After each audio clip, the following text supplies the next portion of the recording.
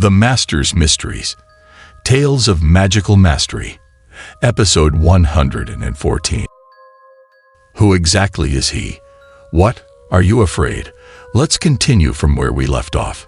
Just as Du Xianjun was shocked, looking at the formation where Liu Feng was, Lai Bai, behind him, slowly spoke.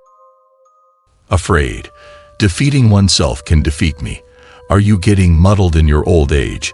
Did he make you feel timid?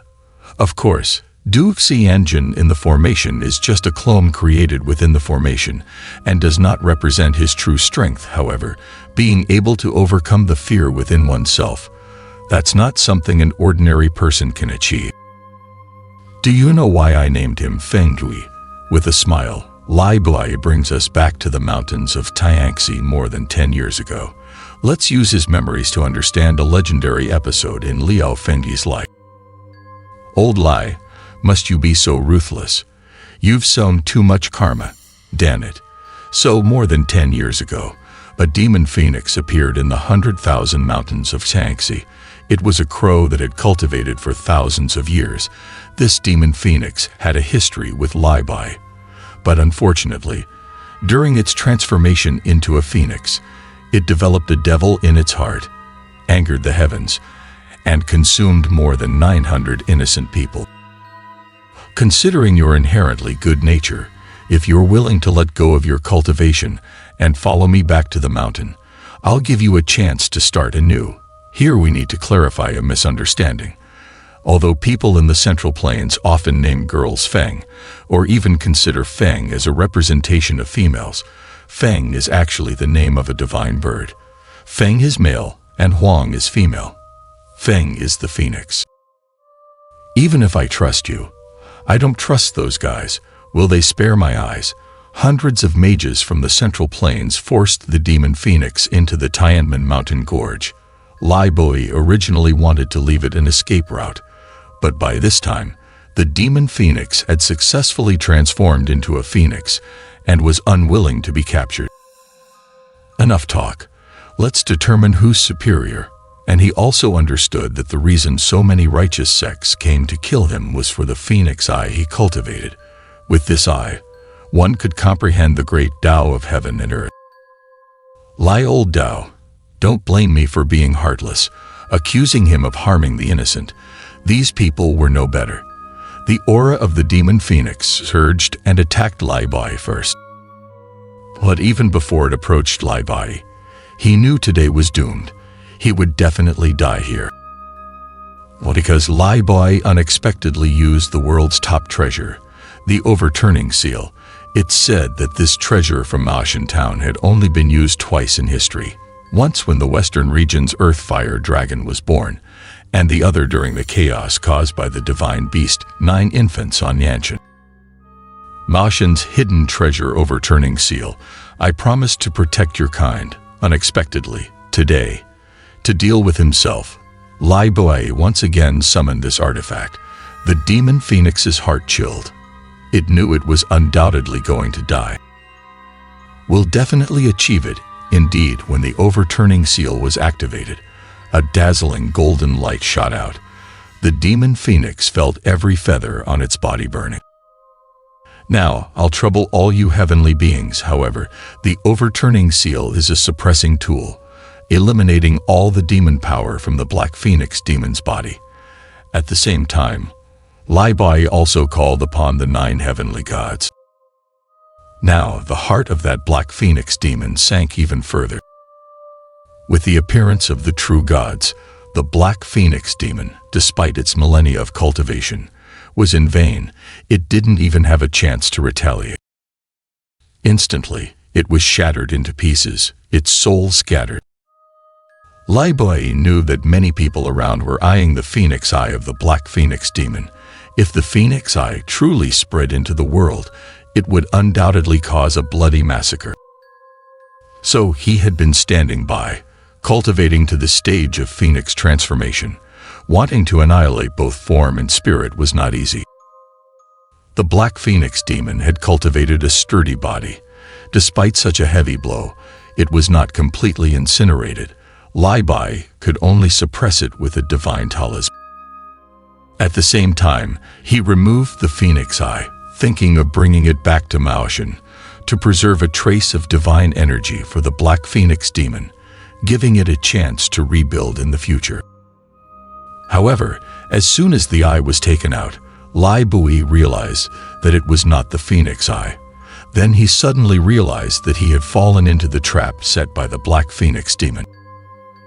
Looking up, he saw several shadows flashing across the sky. It turned out that the kin of the Black Phoenix demon had been waiting on the side, and while Lai Bai was feeling emotional, they had already snatched away the true phoenix eye. Bold evildoer, Lai Bai couldn't let it bring this thing back into the world. With a flick of his finger, a golden light shot towards the old crow. The crow couldn't withstand Lai Bai's attack. It immediately opened its mouth, and the phoenix eye fell into the deep mountains below.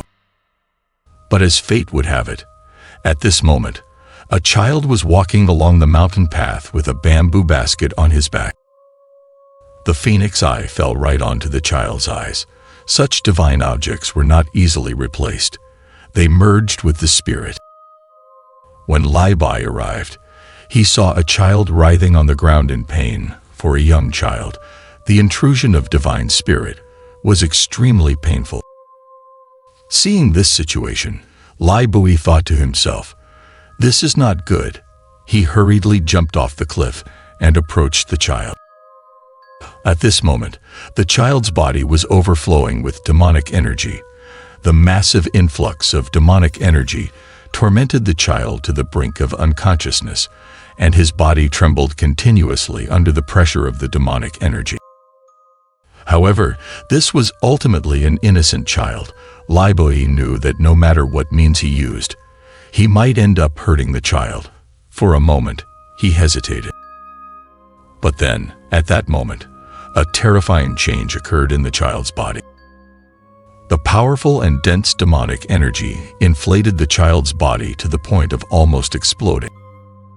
Suddenly, a dazzling red light shot out from one of the child's eyes, and it seemed like scales were forming on his body.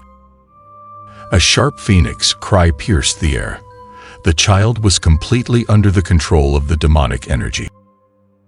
Having just succumbed to the demonic energy, the child lacked any rationality and acted purely on instinct. The most dangerous aspect at this moment was the old man beside him. So he ferociously pounced towards Lai Bai. Lai Bai wasn't afraid of this kind of attack, but considering the opponent was just a child, he couldn't bring himself to harm him, fearing that he might injure the child. However, with the child under the control of demonic energy, he would undoubtedly go on a rampage and harm innocent lives. Therefore, Lai Bai reluctantly uttered the words, "Immeasurable Celestial Lord," and made a painful strike. To his surprise, his lethal move was resisted by the child, who soon stood up and emitted another sharp shriek. Then he fiercely lunged again. At this point, his body underwent some changes under the influence of the demonic energy, and it seemed like he was transforming into a monster. Although Lai Bai felt sorry for the child, he couldn't allow him to become a demon. For a moment, his gaze towards the child was extremely complex.